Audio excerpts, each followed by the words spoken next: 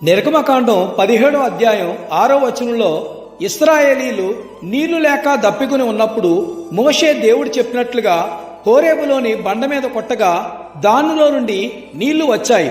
అప్పుడు ఆ నీటిని త్రాగి వాళ్ళు దాహం తీర్చుకున్నారు.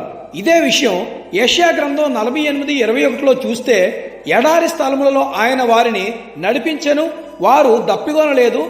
రాతి కొండలో నుండి వారి కొరకు ఆయన నీళ్లు ఉపక చేసెను, ఆయన కొండను చీల్చగా నీళ్లు ప్రవాహంగా బయలుదేరును అని ఉంది. ఇదే హోరేబు కొండ, సీనాయి పర్వతం దగ్గర ఉంది. ఆ హోరేబు కొండ ఇప్పటికే అలాగే ఉంది. ఈ ఫోటోగ్రాఫరు అక్కడి నుండి కిందకి ఫోటో తీశాడు. ఆ నీళ్లు కిందకి వెళ్ళి ఒక నదిలా అయిపోయినట్లుగా మనం చూడొచ్చు. అలాగే ఈ బండ నుండి నీళ్లు వచ్చినట్లుగా అక్కడ మనకు వాటర్ మార్క్స్ కూడా కనబడతాయి.